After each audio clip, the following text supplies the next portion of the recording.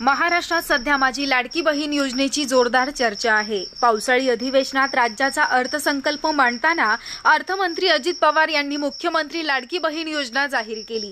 पण पवारांच्या बारामतीत मात्र एक बॅनरवाली रिक्षा एक वेगळीच योजना घेऊन चर्चेत आली।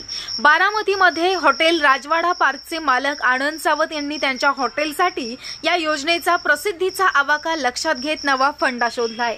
हॉटेलमध्ये नव्यानं ग्राहक शोधण्यासाठी याच योजनेची कॉपी करत लाडकी सुनबाई स्कीम जेवणासाठी तयार केली। यामध्ये सासूबाईंच्या जेवणावर सुनबाईचं जेवण फ्री असा बॅनर लावला। त्याची चर्चा झाली। मग आनंद सावंतांनी तेवढ्यावर न थांबता थेट शहरात रिक्षाच फिरवली। सध्या ही रिक्षा आणि तिच्यावरचा बॅनर सोशल मीडियावर मोठ्या प्रमाणावर व्हायरल होतोय। अर्थातच एवढं वाचल्यानंतर लगेचच हुरळून जाण्याची गरज नाही। त्यामध्ये आवश्यकतेनुसार काही अटी देखील आहेत।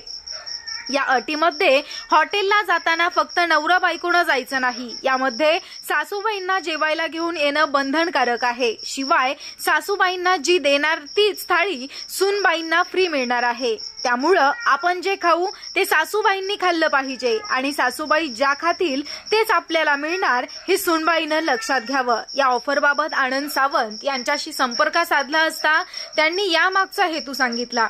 सध्या अनेक घरांमध्ये सासू आणि सुनांमध्ये चांगला संवाद असतो, नाती देखील चांगली जपली जातात।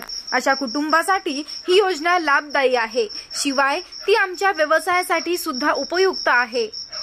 परंतु काही ठिकाणी क्षुल्लक गोष्टींवरून सासू सुनेमध्ये वादविवाद होत असतात। त्या कुठेतरी एकत्र येऊन पार्टी एन्जॉय करतील त्यासाठी ही ऑफर लावण्यात आली आहे आणि या ऑफरचा खरंच आम्हाला आणि जेवायला येणाऱ्या कुटुंबाला देखील फायदा होतोय आणि समाधान देखील वाटतंय।